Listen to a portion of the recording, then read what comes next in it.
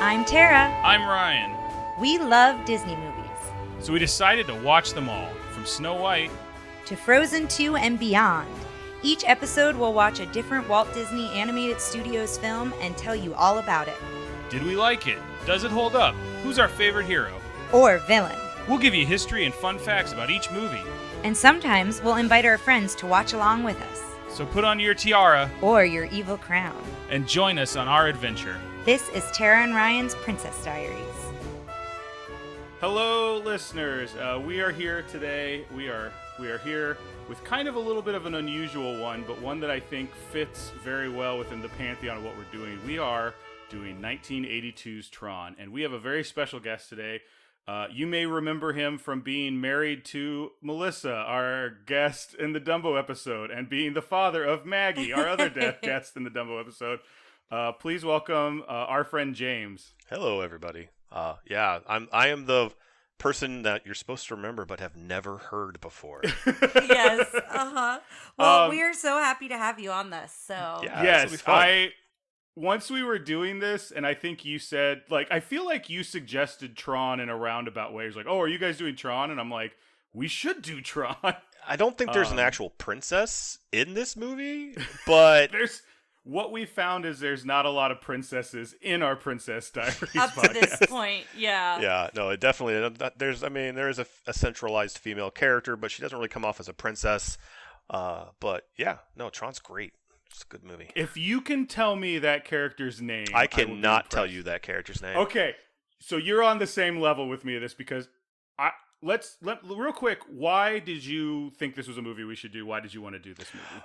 What's your background with it? Okay, I'm a child of the 80s. I was born in 76. By the time this movie came out in 1982, it was 82, mm-hmm. I was just getting into the concept of going to arcades. A real quick short backstory on that. My dad and I would, Saturdays once a month, we would go to get our hair cut at a place called Landmark. And right next to the place where they got our hair cut was the biggest arcade in Peoria, Illinois. And we would sit there and... That's quite a claim. Yeah, I know. And it was actually pretty big. And when we were finished getting our haircuts, as long as I was good, we would go next door and we would get to play some. At this time, it was mostly pinball. There were some video game machines, but for the most part, it was pinball.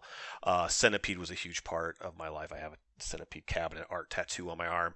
But I was about to say, I remembered you had a Centipede tattoo. Yeah, and I do remember the Tron cabinet when it eventually showed up. Now, I probably didn't see Tron until probably 85, 86. Home video was where I would have saw it. So whenever it came to home video. Okay. But as a kid growing up in the arcades of Flynn's arcade in the movie at the beginning, where he's surrounded by people, that was a huge part of my childhood. I could watch people play these games in the arcades forever. So getting zapped into an arcade game was like my dream. So it's just the whole concept and idea is super, super neat to me, and the movie's always had kind of a really awesome little space in my heart since I was a little kid because of that. Not so much the sequel. I hope we don't really talk about that a whole lot, but... Ooh, so we haven't seen it. Okay. I did want to use this as an opportunity, this podcast, to watch the sequel, because I think Did you not like it? There were parts I did like, but any movie where you have light cycles that look like they're moving slower than the one that was made 30-odd some years in the past. Yeah, I really... Okay. There were certain visuals that were cool, but man, I think they really missed the mark a whole lot on some of the fun aspects of the movie and the sequel. Soundtrack was amazing. I give them that. Yes. Soundtrack was great. I've heard that. As far as the sequel, it's been a few years. I'd have to rewatch it, but wasn't a huge fan. Well, that's probably going to end up being a mini-sode we check out. But so my background with this movie is I watched it for the first time, I think in 2004 or 5. It was with somebody in my fraternity said they really liked it, and my roommate at the time was a guy named Mike, who was one of the smartest, simultaneously one of the smartest without being socially awkward people I've ever known.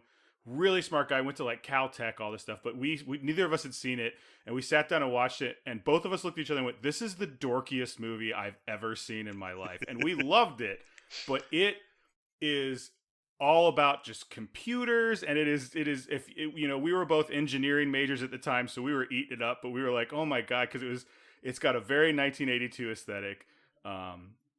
It's a lot of fun. I don't think I've seen it since then, but it's a movie, like, I own it, and I think I just bought it because I liked it so much and never watched it again. Yeah. But I'm excited to see it again. Tara, why don't you tell us your background with this movie? I have no background, no connection. I've never seen it. I knew nothing about it. That's great. I turned to Ryan and was like, is it a robot movie? Like, Well, I kind had of. like no idea. So yeah, and then Ryan sent me the trailer, so now I have like a better understanding decent of what idea. it is. I crammed for this podcast this morning and watched, there was like an hour and 40-minute documentary on it, and I watched that. And I'm watching it, and there's a part in it where Jeff Bridges does this bit where he goes, sometimes when I'm feeling low, I put on this hat, and he puts on the Tron hat. Oh, he puts on the helmet? Like, or the little the bicycle helmet thing? Like, yeah. And I ran to Tara because I thought it'd be this like fun little story, because I know you like stuff like that in actors' documentaries. I'm like, oh, he puts on the Tron hat, and she's like, does Tron wear a hat? Is Tron a person? Like, yeah, I'm like, I had no never idea. mind. Yeah. Tron's a program. But now I know it's the white helmet, right? Yeah. Yes, from yeah. the trailer. But it won't be white in the movie. Well, it's white and blue. Yeah. And that's the whole thing. Let's start going into the making of this. Because, okay, so do you want me yes, to let's read do the synopsis first. So here's the synopsis. A computer hacker is abducted into the digital world and forced to participate in gladiatorial games where his only chance of escape is with the help of a heroic security program. Yes, and the heroic security program is Tron. It's Tron. Correct? That's right. Well, it's interesting thing about I don't know them all, but you'd have to go into actually looking them all up. Most of the names in this of the characters in this movie are they're anagrams. Is that what I'm looking for? For other things like Clue, Bit, Rom. I think is it Ram or Roms that's in this movie? I can't remember one of them. I think it's Rom. Rom, but it's all computer terms. Yeah, they're all computer terms and programs, and I think even Tron stands for something, and I think it's short for electronic. That was the original. Oh, was that it? The idea was because this whole movie came about because they were dealing with a process, basically doing backlit animation, which was a new thing at the time, where you're drawing you're on black paper with white, and then you shine light through the film to make it give it that glow. And when they were doing it, they go, oh, this looks like computer. So they did like a 15-second spot of like this electronic warrior coming out and throwing two frisbees that like collide and explode, and then he catches them, and they went, oh, this is really cool. But they needed money, so they sold it to a radio station local to them in Boston, and it was like 92.5 The Rock. Yeah. That whole thing. And it's funny because the director of this movie, whose name is I forgot his last name, Steven Lisberger, like throughout the whole documentary, they kept talking about how Steven was really good at selling this concept.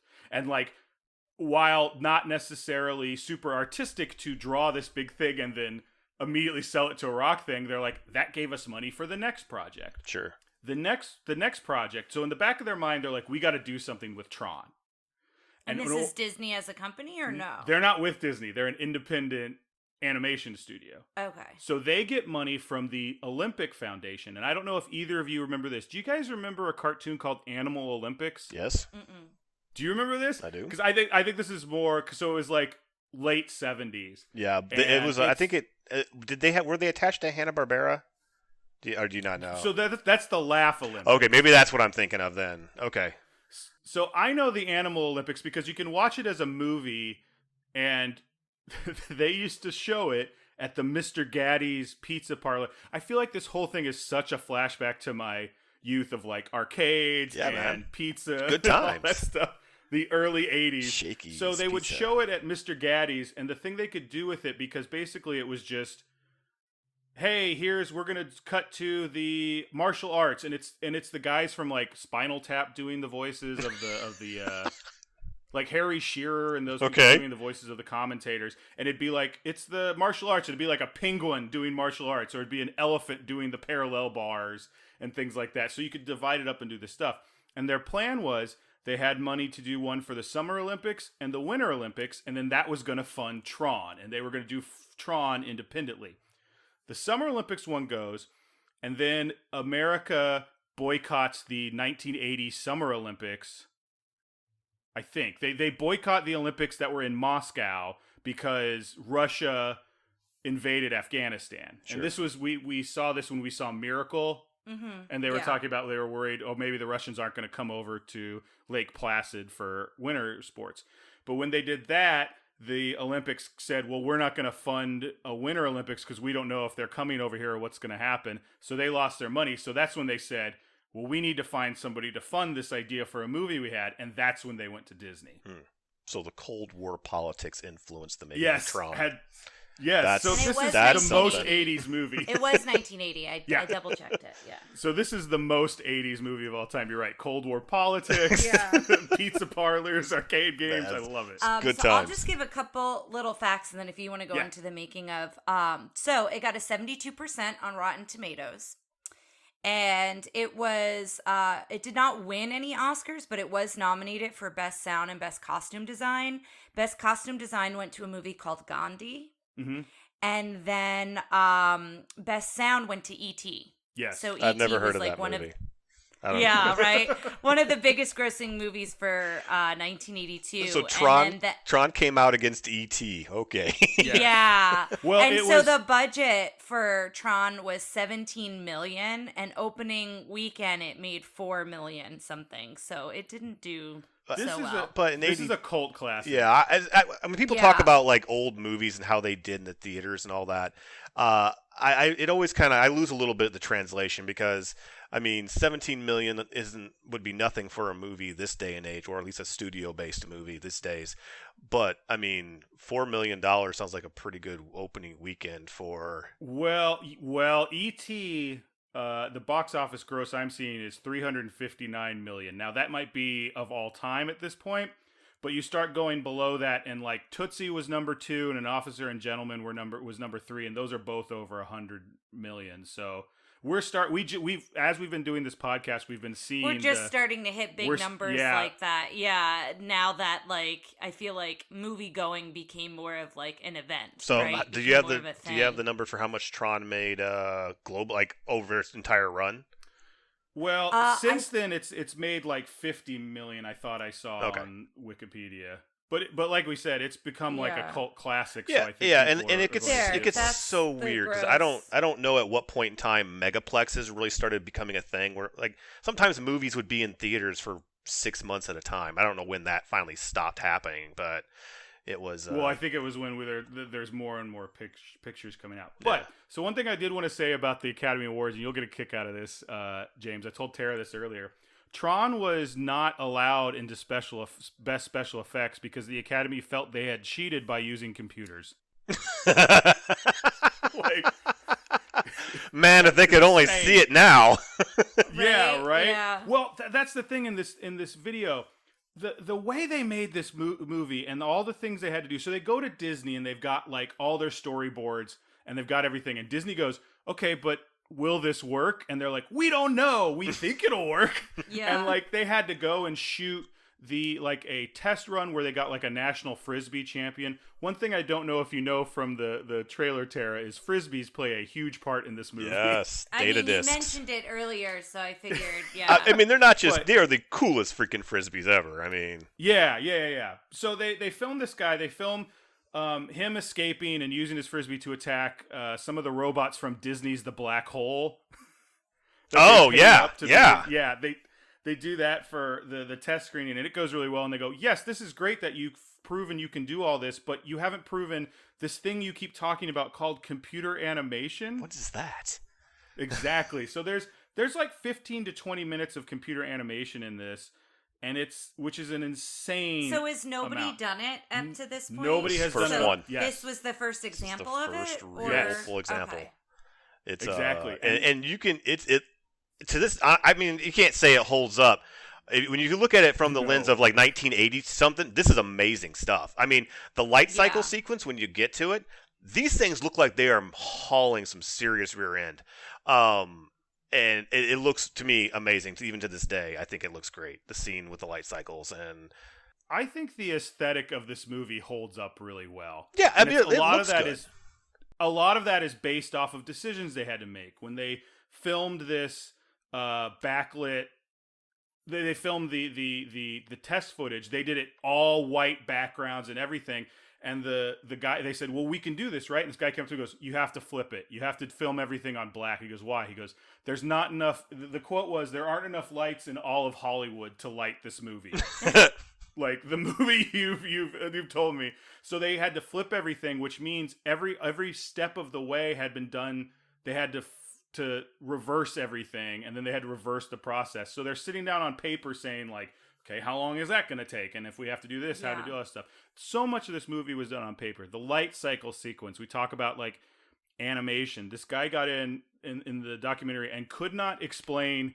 He's like, you don't understand. Every step of the way, it was the first time doing this.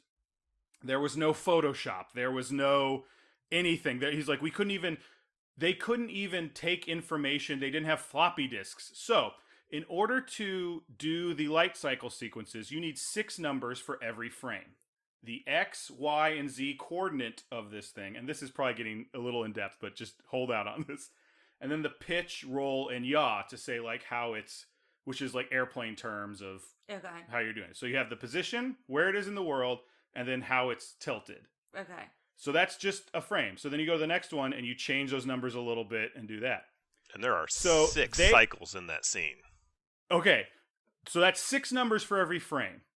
So for 100 frames, that's 600 numbers. Yeah. 100 frames is about 4 seconds. Oh my gosh. So that's 600 numbers for 4 seconds, which they then had to take from this computer, write them all down because they didn't have a floppy disk to put it on, walk it over to the next group who had the rendering machines, who would then go, thank you for these numbers, and type them in by hand.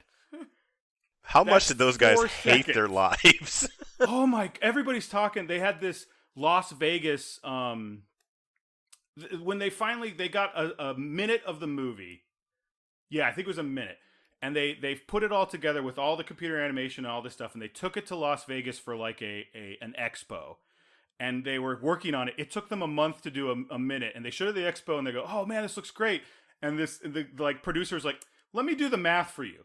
At this rate, it's going to take us 80 months to finish this movie." Oh gosh. So then they had to send it out. So they go, "Okay, we'll send all this stuff." A lot of this movie is painted. They're doing backlights and all that stuff. So they go, "We'll send that all out to this company in Taiwan." They get them back. They're all in boxes. They start to take them out.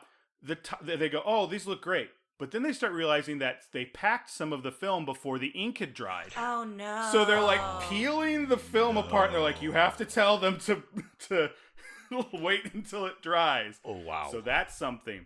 They start watching editings of the movie, and every once in a while, the lights just get brighter because it's all this weird thing. And they're like, what the heck is that? And they figured out, the process of what they figured out isn't that interesting. What's interesting is how they fixed it. They go, all right, every time that happens, add in a sound effect. He goes, what do you mean? He goes, I don't know, it's something exploding in the background of this digital world. Yeah, so whenever you watch the movie, you'll see like, pew, and like everything will get really bright, and they don't explain it. Yeah, there are those just random fluctuations where you see the screen get bright. And yeah, they do. They add like these weird digital noises that you just assume are part of the grid. That's great. That's an amazing fix for that.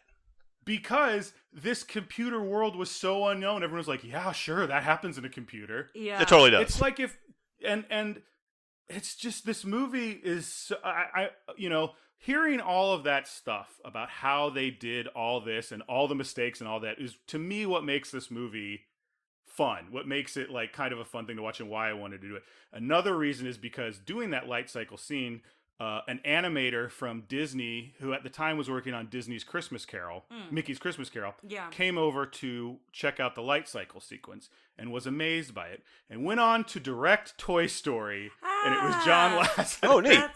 That's great. That's neat. I mean, growing up, even though my dad was pretty heavily involved, I would say post 85 with computers at where he worked,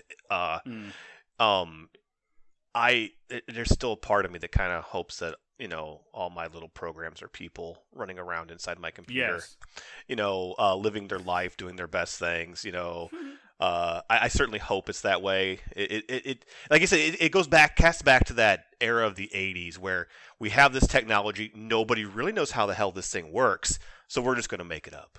We're just going to make something up, and boom, here we go. We have the game grid where programs are walking, talking people with users, and it's just kind of a fun idea.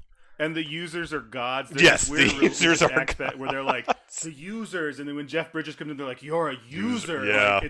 Like, my prediction is that you're going to spend some time on your phone during this movie, Tara. I'll be honest. I try not to, but... But I think going into it I think aesthetically there are some really cool scenes. I think afterwards, I've got a whole lot of stuff here from the actual actors because, boy, there's a lot to be said about, this being the first movie also where, like, they're like, look at this tennis ball and pretend it's something. Yeah. And it's just, real quick, every single actor they go through and they introduce them, they go, oh, I'm so-and-so, and, when they told me about this movie, I was like, I don't want to do this. This sounds crazy. But eventually they talked me into it. And the only person who was like with it with the get-go is Jeff Bridges. Like, yeah, man, like, you're in a computer, man. Like, he was so excited. He's like, sounds awesome. It sounds like Jeff Bridges all the way. Yeah, you gotta sounds like I feel like that's how he lives his life. The evolution of Flynn into the sequel is one of the endearing parts. Flynn in the sequel is very Big Lebowski.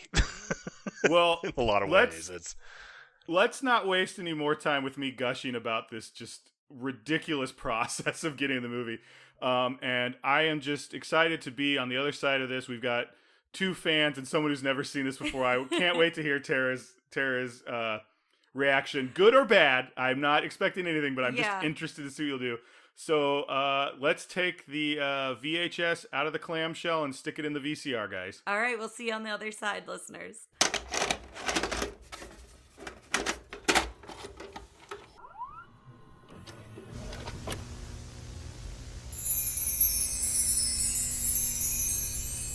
We are back, guys. We have traveled back into the digital realm and returned. And I gotta know before we do anything else, Tara, how did you like it? I liked it way more than I thought I was going to like Okay, it. good. So when I watched the trailer, I was like, okay. And then you guys were really excited about it, and I tried to go in with an open mind, and I actually really enjoyed it. And like the scene that gave me like the most like intense, like, oh my gosh, I'm nervous, I don't know what's gonna happen, is the light cycles. Like I was kind of in it for that, like following them, and like that was really cool. And so there were a lot of little things I liked about it, but I definitely came away from it appreciating it way more than I thought I was going to. I think if you're hesitant about this movie, you should maybe watch it and be okay with fast forwarding through some stuff. Like if something starts to kind of drag, honest, like skip I didn't forward really a little feel bit. like anything dragged except for that one part when I like just stood up for a minute and walked around for your back. Yeah. But even that like didn't seem, for me, it didn't, like I was expecting it to, because I saw it's like 96 minutes or something like that. And so I kind of expected it to be, I saw the time limit on the film and I was like, oh no, is this going to be like Pete's Dragon where it feels like it goes on forever? And again, anyone who has listened to the Pete's Dragon episode knows our feelings on that movie. But it didn't feel long to me. Like I didn't feel like I was constantly looking at my watch or, I wanted a time check at one point, but like we had 20 minutes left. So I felt good about that. James, did you say at the beginning when the last time you saw this was? Probably about 2 years ago. Oh, okay. So it wasn't like the 90s or something. No. How did you feel seeing it again? Oh, I love it. This is a classic from my childhood. Yeah. I mean, the movie is not by far perfect, but it's pretty. It's beautiful. The story is paper thin, and at times, honestly, I think if you're not really paying attention, you will have no idea what is going on because it doesn't make any sense. They barely touch on the fact that, you get like maybe a 2-minute blurb when they're sitting in the top in Flynn's apartment that, this bad guy Dillinger stole his computer program and that's why he's in there. But before that, there's like 15 minutes of the movie before you realize, why is this guy breaking into the computer? And it's kind of weird that way. Then after that, there's literally that spot where it goes, meanwhile, in the real world. Exactly. And then immediately goes back into the digital world. Right. And then once he actually gets tossed into the digital world, there's like zero mention of why he's there. All he knows is he's there to stop the master control program, which wasn't what he was about to begin at the beginning. He was there to get proof that he basically had been robbed, but now he's all about taking out the master control program. And there's zero talk of his stolen video games, which is kind of weird. When we got to the end, I went, oh yeah, I forgot the real world stakes of this movie. Like, I completely forgotten. Mm-hmm. And I was like, and they're kind of low. Like, in this digital world, it's like, programs are dying and being like taken over, and it's this like very dramatic. Lord of the Rings, Game of Thrones like world. And then we come back out, it's like, I proved that I made this video game. And exactly, like, exactly. Yeah. Yeah, no, it's very weird that way, and it kind of, honestly, story-wise, like I said, it feels a little unbalanced, but it's a pretty movie, so I can watch the visuals in that movie all day long. It's just that good. And speaking of the story, I think we'll like dive in and kind of go for it, kind of a little bit beat for beat, and then like you guys chime in, and I have some notes when Ryan had stories from the documentary. I want to hear be these sure stories. To bring those up. Yeah, now, but I don't want to sound patronizing to you, Tara, but if you ever get to a point where you're like, I kind of remember what was happening here, you can just be very vague, because I feel like if you get into the details of what's happening, the details, like the good guys then fight the bad guys. Yeah, but if it's like, I tried to write it like that a bit, but we'll see going back over my notes. But basically, when the opening credits happen, we're in the digital world, and then it cuts to Flynn's arcade. So that's kind of the opening credits sequence, and then it cuts to I wrote it as the Tron video game, but it's not the Tron video game. I learned later it's the Space Paranoid. It is the Tron video. It becomes the Tron. Video game. Yes, I guess that's why I wrote it that way. But it's called Space Paranoids, or no? So that's the Light Cycle. That's the Space Paranoids is the tank game he was playing where he was shooting the whatever those big red guys are. But he's playing like a Light Cycle game or something. Mm-hmm. Got it. And then it cuts to that, and then into the game. And then that's when we find out that there are lethal matches where, like, the master control programs, and then believes in the users. Yes. So, I wrote certain things down, but this was early in the movie before I, fully knew what was happening. That's what I wrote down for that. I said this earlier, and I do feel that this movie has a strong Game of Thrones vibe, and one of those is because it's, you understand what's happening, but if you were gun to your head, asked what's this character's name? You're like, no. And I did try to write that down, but then that's when meanwhile in the real world, right? Which so is that's an when that amazing happens. cut. We go back and forth, and we find out that Clue is the best program ever written, and then that's when we're introduced to the bit with yes or no, because it's a 1 or a 0. I wish it's this little floating blob, and when it does yes, it's like a nice perfect triangle. When it does no, it's like a spiky red thing. And I kind of wish Bit was in the movie more, because he's here, and then he shows up again later, I guess, a little bit, and then he just disappears. And it's kind of for comic relief, I think. Yeah, you kind of get the idea that maybe he's Bit is just like a because he only shows up in the vehicles, in the tank, and then when when he's fighting the when he's piloting the recognizer. So maybe it's kind of like a weird co-pilot thing or a something, But yeah, he always shows. Point, yeah. Or when the different droids are in the ships in Star Wars, right? Aren't they kind of like navigators a little bit? Yeah, the Yes, astromech and there's no way this movie you could convince me otherwise that this movie takes a lot from Star Wars. It does in certain. It came out in '82, and they were like, somebody said this is the next Star Wars. I guarantee you, at some level, some executive working for on marketing. This. Yes. Yeah, somebody who wasn't involved in the whole process. Yes. But the meanwhile in the real world is basically Flynn is trying to find a file and gets attacked while he's trying to find this file with his program Clue. And I wrote, it's like a video game inside the program in the game. Yeah, that's it's their essentially version. What you're. Yeah. It's their version of hacking, is what it is. That's what I was going to say. Yeah. So it's him hacking, but he never says he's hacking till much later on. Yeah. So you kind of feel like he's playing a video game within the game. Within the program. I just love the idea, because you see movies like Swordfish now that we make fun of, where it's a guy with 3 computer screens and 2 keyboards or the going net. Going clickety clackety clickety. It's I'm hacking. My favorite is Hackers. Yes. It's I think this is more realistic than Hackers ever was. Well, I think him just like looking at the screen and then typing a few things and then thinking about it, like that feels maybe more like hackers. Yeah. But like when they cut to his screen and he's seeing like the video game version, I was like, this is what in 1982 everyone's like, is this hacking? This is Yeah, exactly yeah. what it's like. It's so scary. Yeah. And so we find out that Clue is a pirate program and he's captured by MCP and tortures him basically to get him to talk, but he won't talk, and then he's destroyed. Yeah, so the program gets destroyed. Yeah, he's not just destroyed though. When the MCP dereses individuals, he absorbs their knowledge. That's how he was able to. Oh, that's right. That's right. That's how he was able to track down that basically it was Flynn. Got it.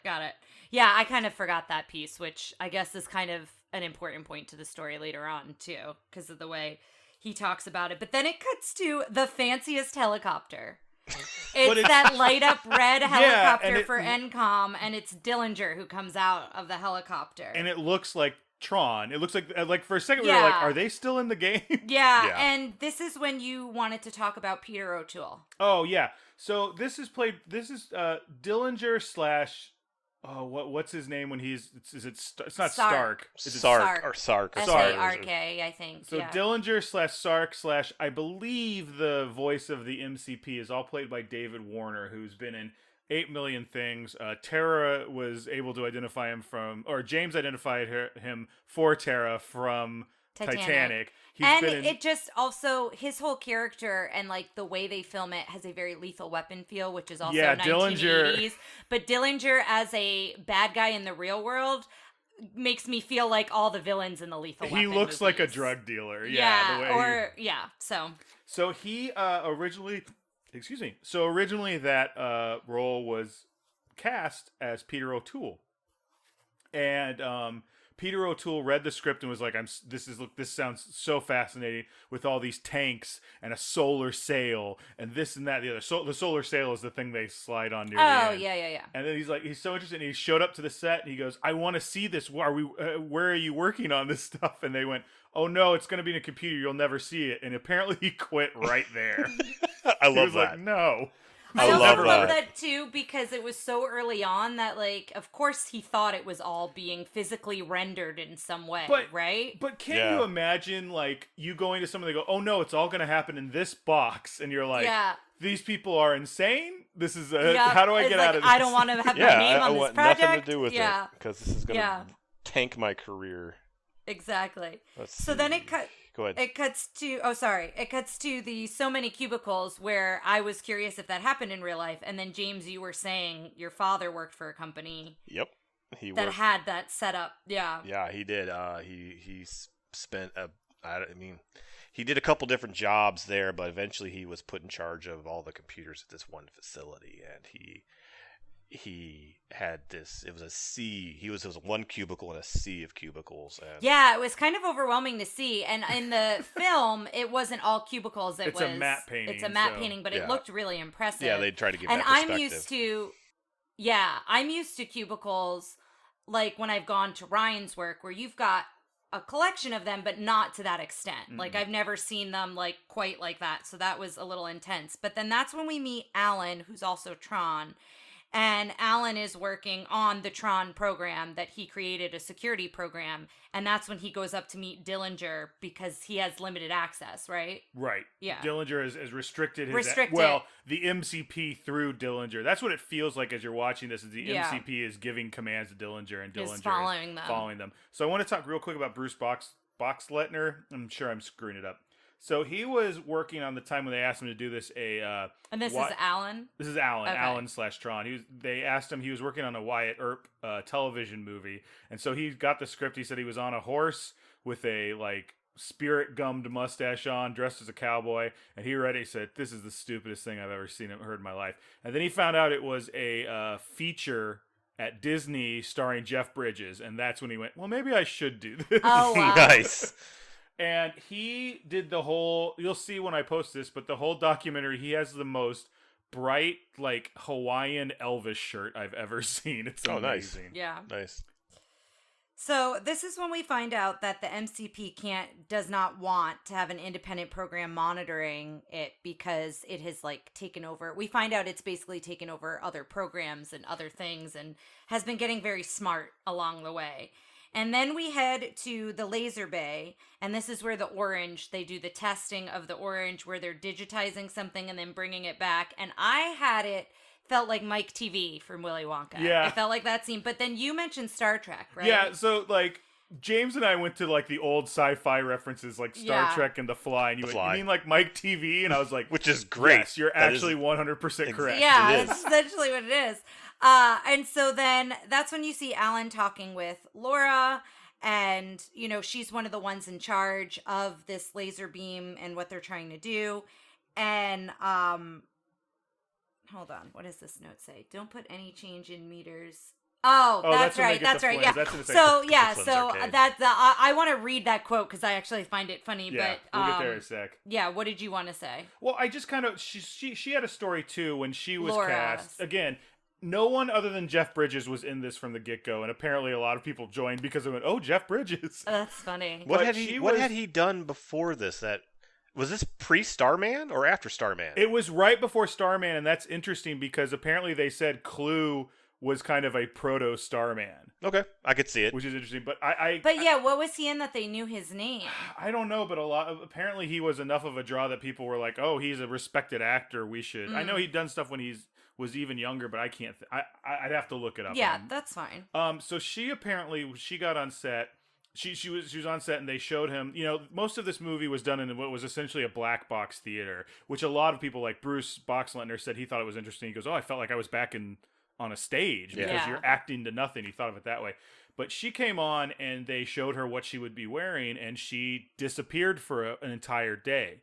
And no one could find her for stuff. And finally someone got a hold of her and said, "Where are you?" She goes, "I'm in the gym and I'm not leaving until I lose 5 pounds. If you're going to have me wear that." Wow. Because nobody knew they were going to be wearing those spandex and such suits. a tight, Yes, and she goes, and then finally I wore it and they got on screen. The first thing they do is they bring black pins and they start drawing on you to accentuate like the way you look, but also to create some of that circuitry so that the thing the could go through. movement. So she's like, "I felt like I was back in a sorority." Like I'm just standing. Now, did she? I mean, she is definitely the female draw of the movie and all that, and she is quite a lovely woman.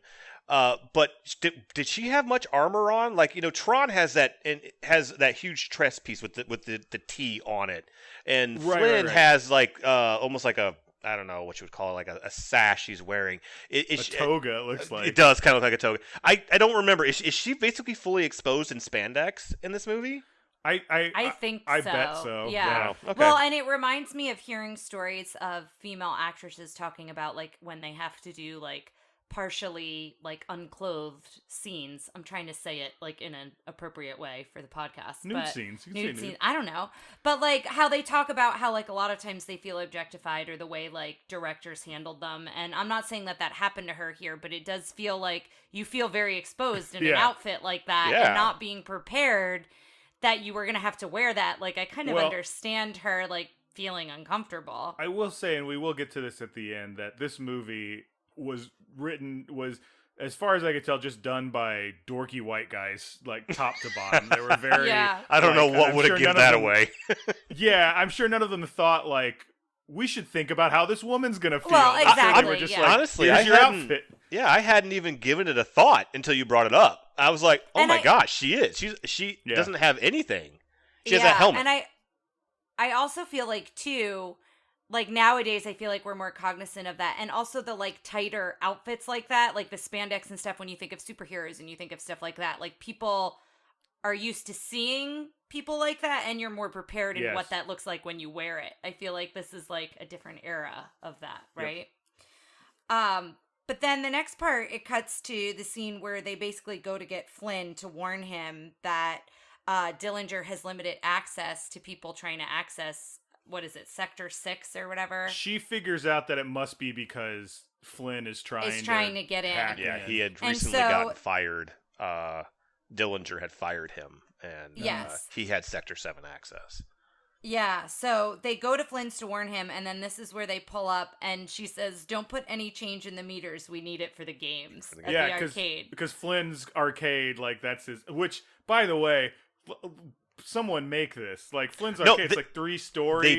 They did. Yeah. For the sequel, the Comic-Con, whatever you call it, the hype machine at Comic-Con the year that Tron Legacy came out, you would have to I believe you had to follow these puzzles, and eventually you got given this ticket to go to this event at Flynn's Arcade, which was outside Comic-Con down the road, and they had recreated the whole arcade, and it had something to do with the Tron machine, the one that we all know from the classic arcade, was a secret door that you could open up and you'd go in. You could get a preview of what the new light cycle looked like, and it was just that viral media thing. Yeah, it sounded really cool. Apparently, it was a fully functioning arcade, and I wish they'd bring that kind of thing back because I love arcades.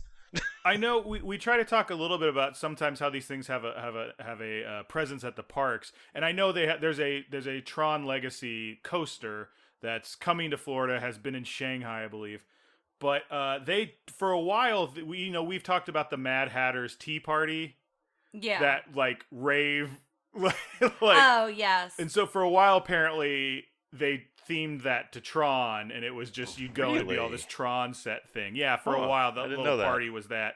I feel like that has more staying power. I don't know. Apparently, the Mad Hatter's Tea Party is so beloved by locals and people who go frequently. I've been once, and I mean I've been Disney lots. I've gone on that one time, long time ago before we had Maggie. It was just me, Melissa, Abby, and Logan, and my whole time on the thing, I had to spend holding onto the wheel to keep it from spinning around. Because no. I'm sorry, not the ride. They have an event that's like a rave dance party with drinks and everything. Oh, I thought you were talking. Yeah. Okay, no, I thought you were talking about the ride. No. Sorry, not the the teacups I actually can't do. Because same. Agree, 100%. That's why it blew my mind. You're like, they changed the teacups to a Tron ride? I was just like, wow. No, they did. It was the rave party that was kind of a late night, more for adults thing. Almost like a Pleasure Island kind of a thing. Okay. Like there's drinks and like there's a DJ and we did something like that at the Halloween show. They did villains dance party. Yeah. So that's what apparently. I'll try and get some video of that for the Facebook page. But yeah, they did that for a while. And Flynn's Arcade was there because I guess next to it is an arcade. Oh, there used to be. They don't think the arcade in Tomorrowland now I believe is a gift shop. Oh, that's a bummer. So when they go to Flynn's to try to warn him, they like ask a kid, "Hey, where's Flynn?" Because they're assuming he's playing his game, and yes, he is, and he is the biggest celebrity rock star.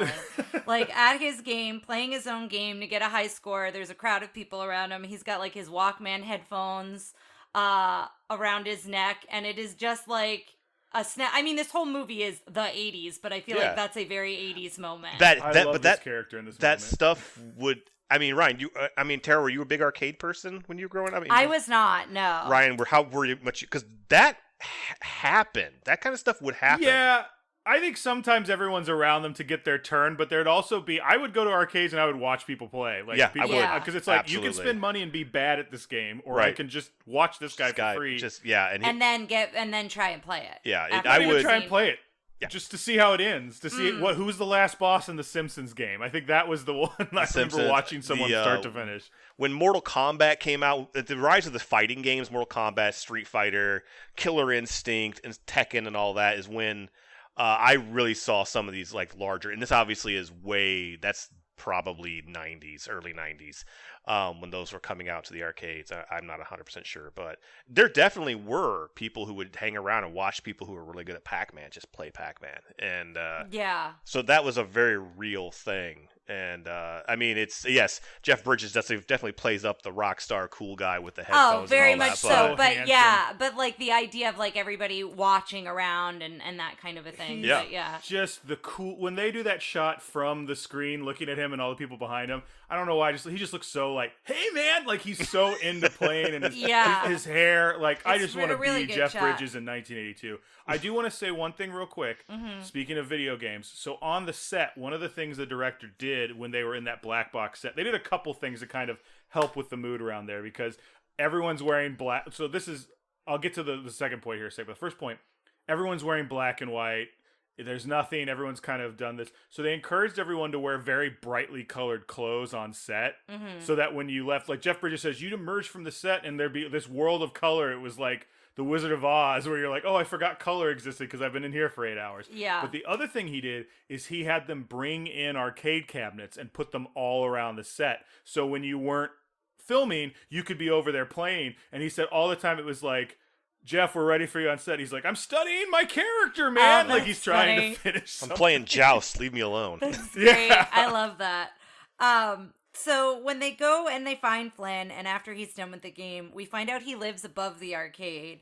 And he lives basically behind the flashing sign that says Flynn's. And then he changes from one Flynn's t-shirt to another Flynn's t-shirt. Just so we can see him shirtless for a moment. But he was definitely glistening, like that he had worked up a sweat, which I guess, depending how long he was standing there playing. Arcades were very hot. much- There was like- you had body to heat, and those machines put and then off I feel heat. like too, you're standing for so long and stuff like that. But it was just kind of a fun moment there. But then we find out that he was one of the brightest software engineers, and he created a bunch of video games at the company. And Dillinger stole the programs that he created and the games he created, and then Encom, the company, took it, and then Dillinger was promoted because they were all so successful. And then that's when you mentioned that, well, technically, it is the company's property. Yeah, he said he was sneaking in late at night to work on the games, and I'm like, well, if you're on the company's property, and it using the belongs to them company's already. systems, yeah. That brings up a question. I mean, do we even know what... I mean, yeah, Flynn made these video games, but is there any point in the time where we find out that Encom is a video game company? I mean, what video game company is making transporter lasers? Well, yeah, they're making really, transporter this is the only time we find out that like they're doing a ton of stuff. I think it's written from someone who went just like, software companies make everything, and it's like, that's not how this works. You don't have a software company that has a master laser control bay. program that's accessing the Kremlin at some point. He was Yes. talking about, and also space paranoids. Yes. But that's when they let him know that Dillinger's on to you, and Alan and Flynn then get excited to work together for a moment. And then Laura's like, let's dance, because they're talking about breaking in at night, and she says, let's dance, and like holds out the car keys, and then they go, and it's like that scene to go back to the building. And then they're trying to get into this giant, what looks like a very heavy, huge red door, and Ryan has a story about the giant door that they're trying to break into. So apparently, it's a door that like it opens and it's so thick, like it is 4 feet thick. It just keeps opening. And they filmed that at like a nuclear facility or something to do that shot. And apparently, they said when they got on set, there was one spot in the area that's not on screen, but it's off screen where they were filming, that was just roped off, and it said, "Do not enter radioactive." And they were like, it was just roped off. There was just a rope.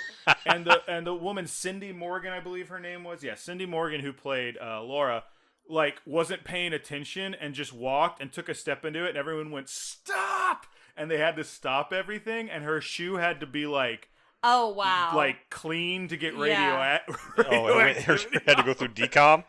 Yes, they had. She's like, that's it was crazy. And they were all just like, there was just a rope. That's all that was there. That's wild. That's great. This rope stops radiation. Yeah. So then we cut back to Walter, who's the other scientist with Laura. We meet him earlier, and for any Sister Act 2 fans, he is like the Bernard head... Shaw, I believe is his name. Yeah, he's like the head priest. He's essentially the principal of the school, the Catholic school. So that's him. And if you close your eyes and you listen to him talk, like at least me, that's who I picture. If you've seen Sister Act as 2 many times as I have. Tara has, yes. But Walter the scientist is in Dillinger's office, and they're fighting about Encom, they're fighting about the future and all of that. And then MCP is, then we cut to MCP.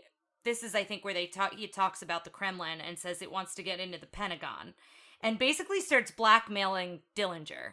The master control program is essentially like, I will like put out there that Flynn was the one who did all the things you said you'd do. But it's they're not equal. He's like, I want to get into the Pentagon, which has the nuclear codes, and if you don't let me, Yeah, I this will is tell what everyone I'm you going to didn't really do. make this video game. You He's like, stole no! this video game. Yeah.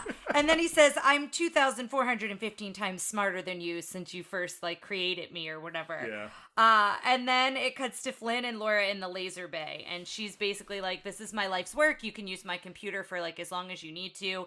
And then Alan, who's Tron, goes up to his cubicle to basically, they're going to try to get in and get what they need to get. And then we go back to MCP, who wants to put you on the game grid, and basically he wants to put Flynn on the game grid and does what they do to the orange. So that's how he gets the lasers I pointed, love that which scene. I think is very a good unsafe that the scene. lasers point it right at where she's sitting. Workstation. So I did think about that. I was like, why would they ever do that if she was like testing something out? But It does it just is sound a like really- an OSHA violation. yeah, Yeah. right? It is a really cool shot, and that's how Flynn gets into the game. So Yeah, that's how it's- we it's- see that happen. It's part of something I think we'll probably talk about later. Is it begins like some of the real creepy aspects of this movie when you really start thinking about it. Well, the music there's pretty intense too. It is, Yeah. it is. But he gets blasted. You see his hands get, fingers get rendered out of existence one by one, and then it just cuts straight with no real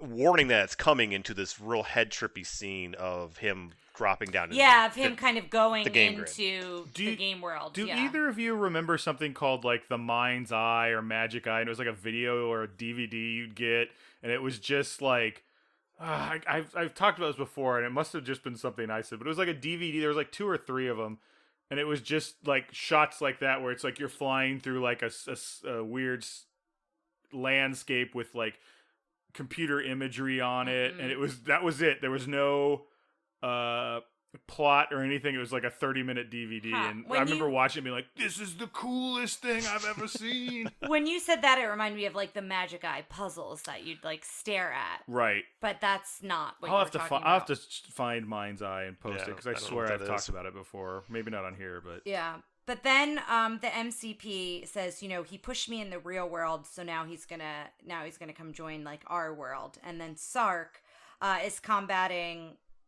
wants him to combat Flynn, the user. So user versus program, essentially. And so wants to train him and then essentially finish him. the users in this world they treat as kind of a religious figures. They're like, oh, Yeah. the users made us, and The users created some us, people don't yeah. seem to believe in the users. It's interesting. Sure. So Flynn thinks it's a dream at first, and he's kind of like, what are you guys? And tell me all about you guys, because I need to know this for, when I wake up. And then this is when you said 240 minutes for 1 second.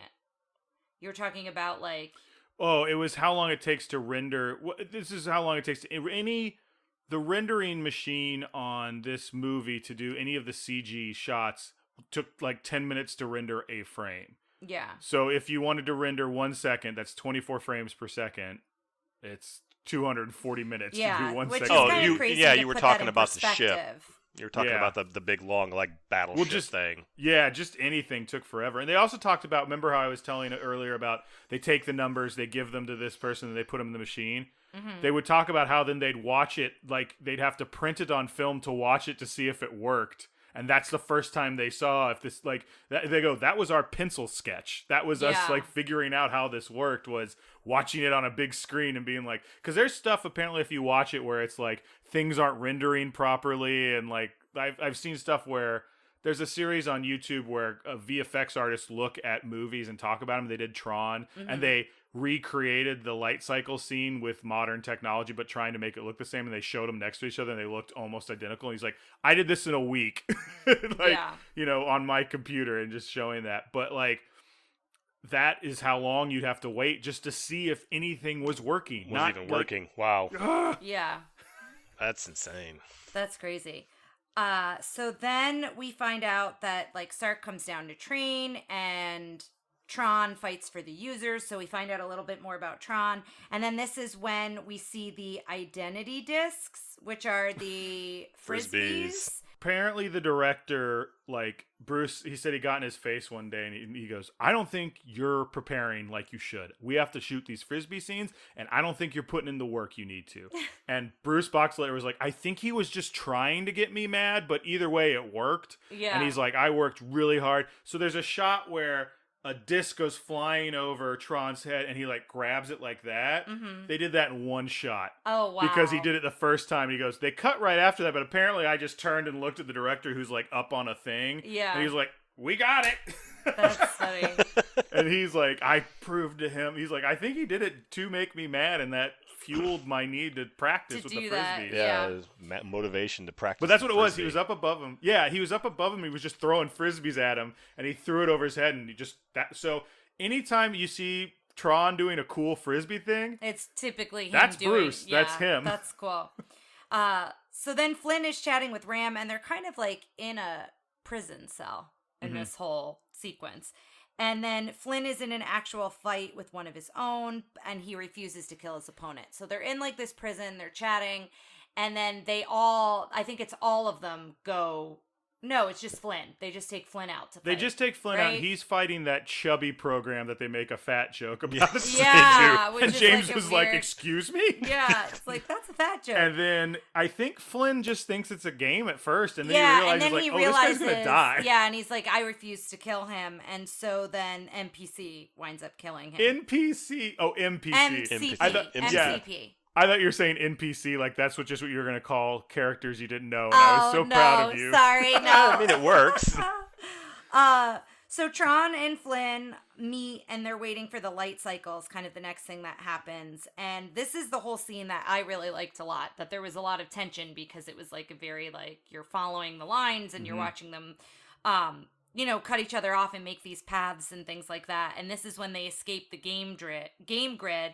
And the demons, which are also called recognizers. Yes. Yeah, they're called a couple different yeah. things. Yeah. And they are crashing into them, and then the tanks are deployed. So, like, this is a whole big sequence that happens through here.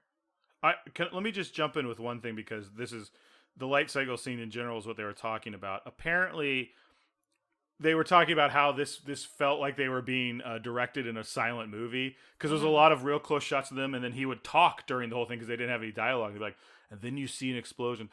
Didn't you do this? Like, and he's just talking because they cool. didn't have to worry about sound. So I thought that was That's neat. cool. And then at some point during this whole sequence, when Sark is looking at, like, his digital board, that's where we saw Pac-Man. So for anybody who's watching this who wants to look for Pac-Man, that's where Pac-Man shows up. I'll post that It's screenshot. very easy to see. It's just Yeah, they're not even hiding as Pac-Man. It's just And then they're out of the cars and they're on the other side. And this is when Flynn says, on the other side of the screen, it all looks so easy. Yeah. So at this point, they don't know he's a user, but they're kind of suspecting. I think Ram is kind of suspecting he's a user. And then this is also where we hear that insult, a null unit, Yeah. happen. Sark says it to... And I'm going to start using it from now on. Yeah. some random lackey he calls a null unit, which is Yeah. It's almost like a throwaway line, but Yeah. like we all picked up on it. And then they're drinking what appears to be water, but it's power. And so I guess you guys were saying like the MCP like limits power to everyone. So they're getting like this pure power when they're drinking. I guess. I don't know. It's never really explained. It's kind of like almost a early clue, because you kind of see something similar happen at the end of the movie once the MCP is defeated, when all the lights come back on and everything goes kind of from red to more of the blues and the purples and all that, kind of giving this impression that the MCP was just soaking up all this extra power. Yeah, here they found like a natural wellspring of it, of sorts. Yeah, It's kind of what like I always he got was- from it. Yeah, that makes sense. And like he was soaking up the power for his own use versus like it being everyone's use. It also, again, going back to this, feels kind of Lord of the Ringsy to me. It felt like the Int draft scene, where they drink the water, and then Merry and Pippin like get a like little 2 taller. inches taller and stuff. That's what it felt like. Just kind of like this is the natural world, or this is how things are supposed to be. Yeah. Yeah. Well, and then they get back in the cars, like the light cycle car things, and then Ram and Flynn kind of crash, and so they think they've gotten rid of the two of them, and Tron thinks he's lost both of them. And you see Flynn winds up carrying Ram. Ram is hurt pretty bad, and they're trying to find a place to rest and to hide. Ram, spoiler alert for another few minutes, Ram dies in a little bit. R.I.P. And Dan Shore, who was the actor, said that his 92-year-old grandmother started a writing campaign to Disney where she and her friends would write a letter and they would all just say, "Re-res Ram." Oh my god. Oh my gosh. I love that. I knew you would. That's so great. That is cool. And he was like, I'm pretty sure my mom had my grandmother had no idea what any of those words meant. Yeah, that's awesome. So Flynn winds up building a paranoid, it's a recognizer, like again, they're referred to as different things, because he has user power. And so he's able to build one of these, but I love that it's like not 100% complete. Like that it's kind of broken It and gets rebuilt and then the leg falls. yeah, one of the feet fall off. It's just exactly, great. yeah. So he rebuilds it, and then that's when Ram realizes he's a user, and then Ram dies. Like he kind of just dies in that moment. And then it cuts back to Flynn trying to maneuver the recognizer, and that's when I wrote it was super beat up. But then you meet Yori, who's Laura in the real world, and it's Tron and Yori, and he's escaped, and she's helping him, essentially. She's trying to help him. It's kind of a question. At any point during Yari, is that her name? Yori or Yari, yeah, I don't know. It's Yori on the subtitles, but I'm not sure if I'm saying it right. All right, is it at any point hinted that Laura is her user, or is she just a random program? Because I don't think she ever mentions her particular user. Same she thing doesn't, but Flynn recognizes her as Laura. Yeah. Okay. That's really that, like, so that's when we realize that, like, she's connected to Laura somehow. But yeah, she never mentions anything. Cindy Morgan talks about that connection in the documentary. I don't know. So maybe it was not on the page, but kind of behind it, because she said she played the character as being like weirdly attracted to Flynn, but not knowing why, because her user had been attracted to Flynn at one point. Yeah. Okay. And you do see that they like make eyes with each other, and there's a couple like moments there. But now they've met. Her and Flynn wind up meeting. Right? Yeah. Because he loses control of driving the recognizer. Oh. Right? I don't know if I have the order of things. He loses control. He finds Sark and some of his minions, and he punches out one of the minions and like that's right, and he absorbs the red, so then he can like be in disguise. This is kind of where a lot of stuff just starts happening. Where I'm like, then what? Why is this like? This is the start of the like post light cycle sequence is kind of where this movie begins to go. I think a little off rails, and just it starts to me almost feel like. And you had mentioned it when we were watching it that. At a certain point in this movie, it just seems like, okay, we got to get this done. I think if you ask why in this movie things happen, like you're fighting a fool's battle. Yeah, you just have to like keep going you need to be like, okay, then this happens. Cool. So he fights them. But well, then sorry. Oh no, go ahead. Because after he absorbs that guy, the next thing I have is it cuts to and he absorbs that guy, he kills that guy. Like when he absorbs the red, and that's like when that guy's done. So this is probably the part where you got up and walked around, because they go and they find. I forgot the character's name, but the friar from Sister Act. Yeah, I have notes for this where it cuts to them trying to get to the top to communicate. It looks like the top, but then they go through a window. Like they're looking up at it, then they go through that window, and then they slide down. Yeah, they go up, they go through a window, slide down. Yeah. And that's where they find Dumont. Why wouldn't you just put a door on that place? Well, there was a recognizer searching for them. That's what I mean. I mean, don't get me wrong. I agree, it's kind of weird, but yeah, they have. There's a couple scenes where are frames where it's them against the window, peering in, looking in, but there's this lone recognizer just kind of scanning the whole area. Yeah, that's right. Yeah, and so Dumont is. Is it Walter? Walter, I think, is what I wrote down. Yeah, Dumont is the other scientist in the real world, and so that's when I wrote. Throw frisbee into the... Oh, that's when he finds out after he communicates with his user. I was like, what? Yeah, But, exactly. Just kind he of goes off basically rails. finds out that, but this is when I walked around, you guys told me what happened, but puts the virus on the disc. Yeah, but he and holds has it to- up in like the Yes. most hero pose of all time, and it like floats up. It's like, Yes. Which- And which- it lights up super bright. If you really Yeah. think about it, I believe that pose is on the poster. And Yeah, can you it's- think of Yeah. another sci-fi where you have a young heroic hero with a pretty lady next to him? He's holding something up in the air like that that. lights up. Yep, Yeah, it's the it's New Luke Hope. Skywalker. It's a Star Wars poster. Yeah. Can we talk for just a minute about the poor Bernard Shaw, the actor, being put into that weird rig for Yes. his character, where it's It like is really weird. this huge outfit, and then his hands are sticking out, and he's got this like very phallic looking Weird head headpiece. thing. It And looks he like smushed Marge a little Simpson's bit. hair. And he smushed a little bit like Jabba. Like, Yes, he's kind like, of, "Ugh." yeah. And then they keep Go ahead. he's spinning around on a lazy Susan to look Yeah. at people. Yeah. When I see him just looking like that, the one thing I can only think of really are those comforter pillows with like it's a big back pillow with like the squishy armrest that you just kind of leave on your bed to sit up and watch TV. Yeah. I just see that. If you put, like you said, the phallic helmet on him, you got to do mine. You know, Exactly. Yeah. And it's That's and what funny. sucks is it's like later in the movie he's just walking around in a regular outfit. Like Yeah. that's not what that creature looks like. That was something they just put him in. Like he could have just been like an old guy at a desk. Yeah, like what do just you need me to sitting- do? But yeah, no, they or sitting shoved him at in this something. thing. Yeah. we're gonna sit down here so in this heavy demeaning. robe, and now we're gonna sit 50 pounds of fluffed up costume on top of you. Yeah. and phone. Yeah. So then this is where Sark confronts Dumont to find Tron because Tron has left and now he's like, where is he?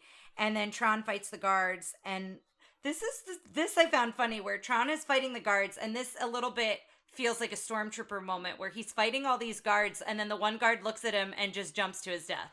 Like he just decides to just take himself out, and I feel like a stormtrooper would do that, Yeah. would just like give up and be like, okay, bye. And Yeah, he just, throws like- his battle stick off and just kind of shrugs his shoulders and jumps off the Yeah, digital yeah, so slab. I Didn't they do that in Iron Man 3 where he comes in and he's taking out all the goons and one goon goes, I don't want to work here. These Yes. people are weird. Yep. Yeah, he just yeah. runs off. Yeah, it's a similar thing to that.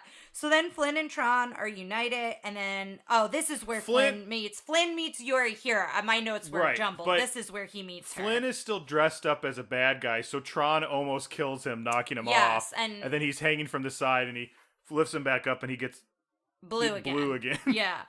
And so he sees this is where he recognizes her as Laura, and she seems like she doesn't know what he's talking about when he's calling her Laura. And then this is where he admits to them that he's a user.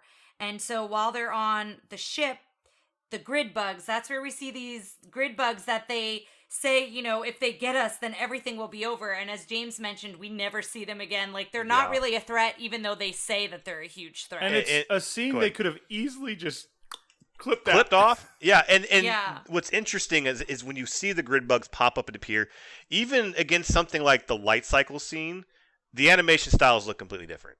They Yes, they, it is they look very very, different. very out of place. Because it's hand animated. That scene is hand Oh, animated. okay, that would be why. And it's I just feel like there was something that if they had more time, bigger budget or whatever, that they were going to do something with that.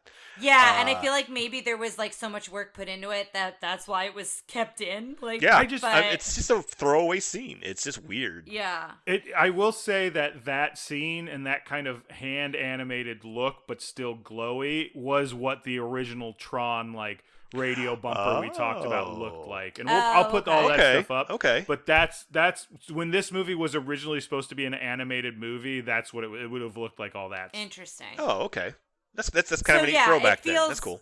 Yeah, it feels like a throwaway scene, but yeah, I feel like it was probably kept in there for. I wonder if they just had their heads down and were doing that, and it was in the script, and they were like, "Okay, well, we'll just animate it, and then later we'll go back and do it." And just they went, "We have to keep it in," and then at no point did they go, "Why don't we just cut this out?" Yeah, Like- yeah. I feel like there could have been a million different possibilities behind that. The documentary is divided up into how we decided to do this movie, all the actors dealing with it, and then the last part is called the Wizards of Tron, and it's everybody who actually worked on it. And I skipped through some of it because it was like, we used this process, let me talk about this process. I'm like, okay, but it was the last third is just people going, Okay, so I was a background animator, and everything was in gray because they had to light it later, and I had to use an airbrush because that's what they do. And I never used an airbrush before, and it's actually the worst thing you could possibly use. It's like everyone just complaining about like why we had to do it this way, yeah. or like this didn't work. Like they're like things that you can just do now on computers. They didn't have it, so we had to do it by hand. Like people getting slowly mad talking about. Yeah.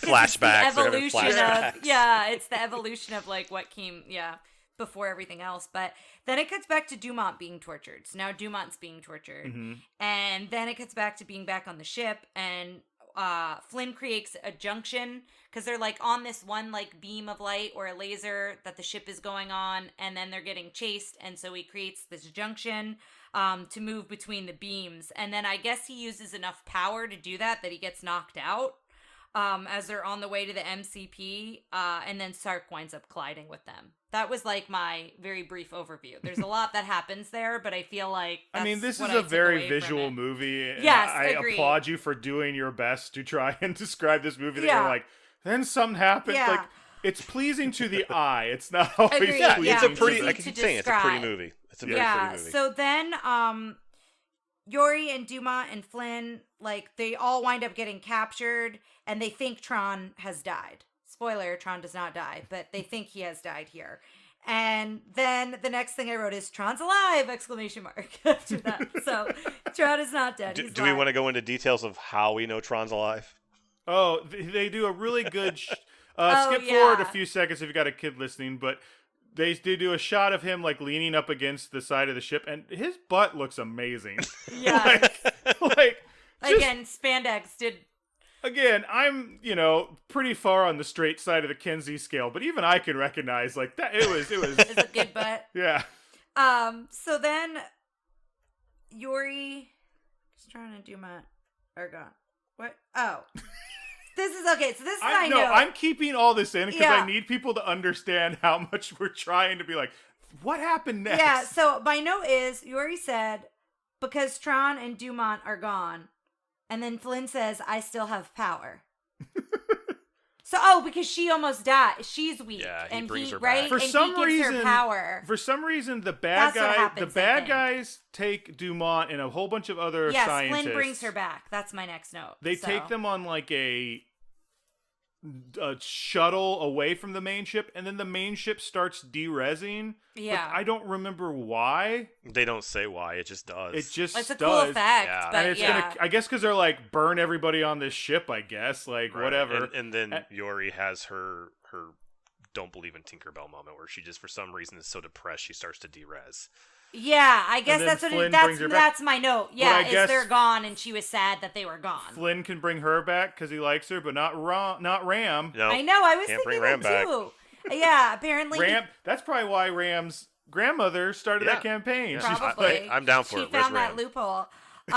So then the MCP, the heart of the whole system, that's where we see the spinning red face of the MCP, and then Sark and Tron are in a frisbee fight, is what I wrote here. These are the best notes you've ever written on this show. I love it.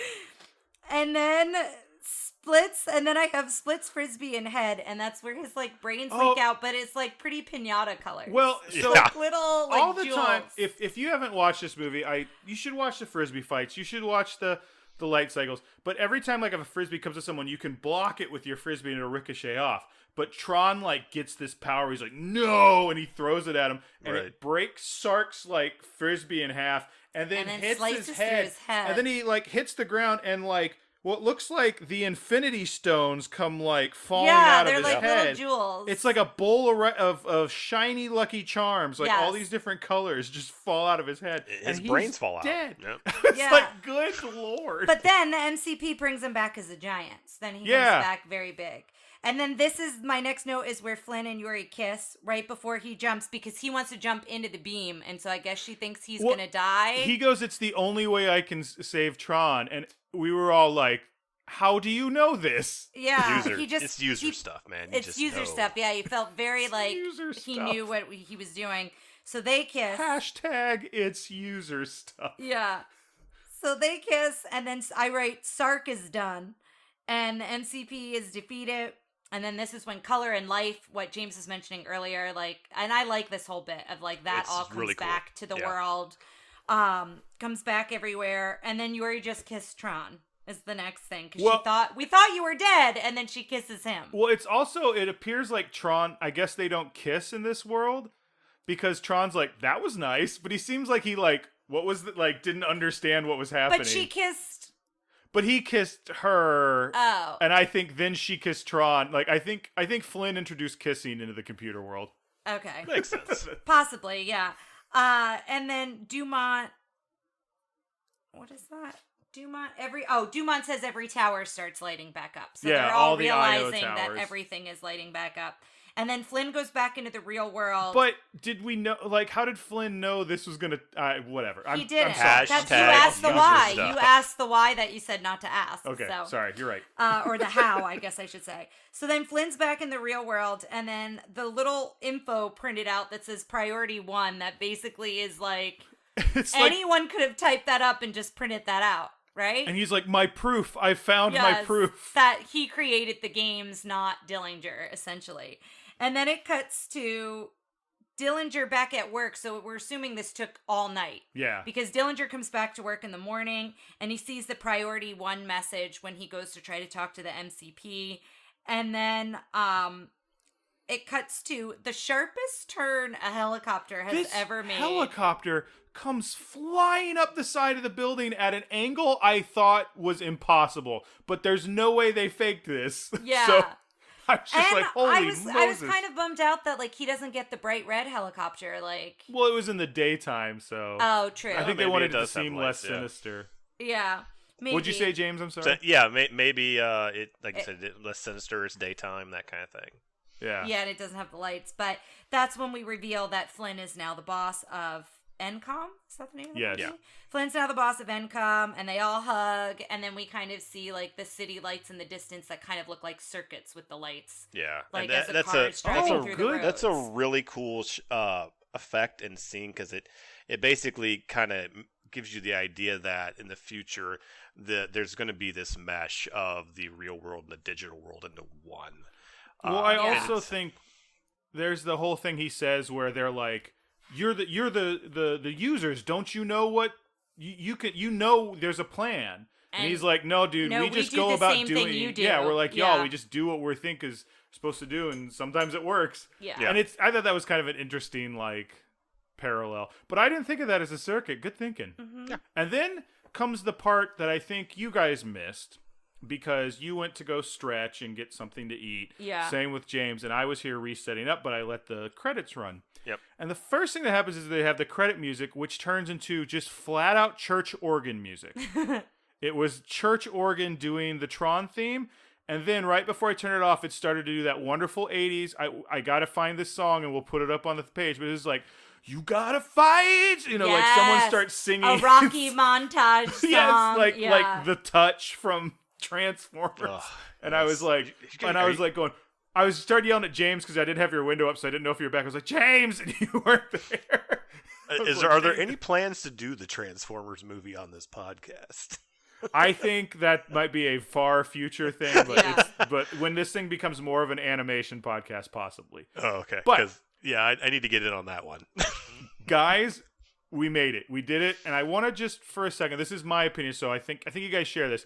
As much as near the end of that, we were like, then what happened? Like, I enjoyed this movie. It was Yeah. fun to see it again for the Yeah. second time. I don't think it was as good as the first time. It was just a perfect time Okay. for me. Like again, So I've definitely seen this probably more than you two combined. Yeah. This movie has been a thing I have watched all my life. So, and I will still continue to watch it. yeah. And I it's- just want to make sure the audience doesn't think, even though we were kind of like, then what? Like, kind of making fun of it. Yeah. Would you suggest it to our audience to check out? Yeah, I would. Yeah. I would, if anything that we've talked about sounds interesting to you, or if you're just curious to check it out, I think it's worth seeing. And I think knowing the history, like all of your stories about the documentary, like the behind the scenes, and I think when you view it from that, because I don't have the nostalgia piece to it, so viewing it from this is the first time we tried all of these different things, I think that in itself is really interesting to watch it from that point of view. So we have some questions we go over at the end of the episode. Okay. And so some of these might not exactly fit, but we'll make it fit. So, like, the first question is, how is the princess? Well, that, of course, would be the protagonist. So I think the princess in this case is Flynn. Flynn? Yeah, could be. sure. Yeah. Could be. So I'm going to go with Flynn. And I love Flynn. I love Jeff Bridges. That's probably most of it. But Yeah. the character of Flynn is so, like, he's making the dorkiest things look cool. Even... The only time he actually looks like a dork is when he's sneaking in and he's doing Yes, that and weird he's like tiptoeing. That But even weird then, tiptoe, it's fun. But it was really good. It's fun. No, I really liked him a lot. I thought he added a lot to the film, and I think if somebody else was in that role, I don't know if it would have had the same charm. Very to it. good Sure. point. Yeah, I enjoyed Jeff Bridges' performance as Flynn in this movie. I mean, we've all watched other Jeff Bridges movies, and you can definitely see where his acting style and his general presence on the screen was alive even back in 1982 when he made this movie. Yeah. Flynn as a character is great. He's aloof. You can tell he's, especially at the beginning until about the halfway point, right about when Ram kind of goes away a little bit there when he's having that highlight or whatever match with the one guy is when all of a sudden With it starts the becoming Tubby program. yeah all of a sudden it starts becoming more real to him. But before that, he's playing this off like he's just having a bad trip or a bad dream or something. And but then it starts to turn more serious, and he carries it from there. He manages to maintain that the seriousness of the situation at the same time still being Jeff Bridges. Greetings, programs. This is Ryan here. It seems the master control program didn't want this recording to get out there to the rest of the grid, and so he sent his minions to cause some technical issues, and because of that, we lost a decent portion of this recording. But that's okay. I'm going to give you a real quick update on it. I know what you guys especially want to know is, where did the MCP rank? So first of all, we thought he was fairly effective and frightening, but didn't really give him high points for a lot else. I believe James gave him high points for Go Away Heat, simply because of how silly he looked in CGI form, which completely agree. But just to let you know, he did come in ranked in a 5-way tie for 26th. Tied with Stromboli from Pinocchio, Amos Slade from Fox and the Hound, Donald Duck's Libido from The Three Caballeros, and Lumpjaw from Fun and Fancy Free. So just wanted to let you know that. Of course, if you listen to this episode, you know, I don't know why you'd skip to the end like this, but of course you listen to the episode. But you do know that we really enjoyed this picture. Surprisingly, I was worried that Tara would not like it. She did like it. I'm not sure she would watch it again, at least for a while, but definitely was something we thought we would put up on the shelf, especially for the making of those type of features, if there's a good Blu-ray out there, which I'm not sure there is. But yeah, we enjoyed it. Hope you enjoy this episode. And yeah, we're going to cut in. We happened to get, we fought off the MCP and were able to get the end of this one. So yeah, enjoy the end of the episode. Thank you so much for joining us, Yeah, this James. is This is great. great. I'm Thank glad we you. got Yeah. you in for this. Definitely. We ask our guests to plug, if they want to plug something at the end. It can be a personal project. It can be something you've been watching that you've been enjoying or reading or doing or whatever during this time. Or if you just want to endorse Peace on Earth or something, that's fine too. Or you can say pass. I don't plug things. I have nothing to plug. Yeah, I'm good. You know what? Be nice to each other.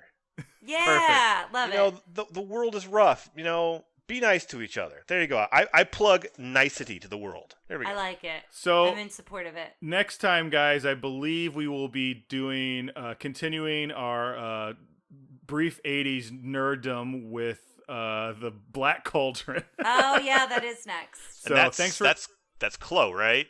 Yep. Yeah, That would be Nice. Chloe. That'll be good. So thank you guys so much for listening, and we'll see you next time. All right. All right, bye. Hey guys, thanks again for listening. Just before we go, wanted to remind you we are always available for calls on our hotline at 707-968-7731. I had to look over at something to see it because it's so hard to remember, but it is easy to remember. The other one, 707-YO-TRPD1, like 707 Yo, Tara and Ryan, Princess Diaries 1. Easy to remember. We got a call from our friend Ryan, who is also going to be a future co-host on the Who Framed Roger Rabbit episode. The first of, I believe, 3 Ryan co-hosts. So yeah, give us a call sometime, and until then, here's Ryan's voicemail. Hey, Tara and Ryan, it's Ryan. Hope you're doing well. Really enjoying the podcast. Thanks for leaving the number again at the end of this one, because it's much easier to find that way. Really love that you did Secret of Nim. Loved that growing up. Remember being really terrified when all of a sudden, like, rats are murdering each other and there's blood on the screen. Somebody gets knifed in the back, and you're like, what's happening? That movie came out when I was 3, and I saw it in the theater. Really wonderful. He also, by the way, initial role, I think, for Will Wheaton and Shannon Doherty. They were the Brisby kids, 2 of the Brisby kids, third one, I don't know. But really looking forward to Tron. That's another classic that we rewatched a ton at my house growing up. So can't wait to dive into wonderful 1980s CGI. Hope you guys are staying safe and doing well. Thanks for listening to Tara and Ryan's Princess Diaries. If you want to tell us your favorite Disney villain and why it's guest on, send us an email at trprincessdiaries@gmail.com. Or you can send a tweet about how great Maleficent is to @TRPDiaries. Check out our Facebook group by searching for Tara and Ryan's Princess Diaries. Tara and Ryan's Princess Diaries are available on iTunes, Stitcher, Spotify, Overcast, and many more. Wherever you hear us, please be our knight in shining armor and give us a 5-star review. Thanks again, and until next time, remember to always live happily ever after.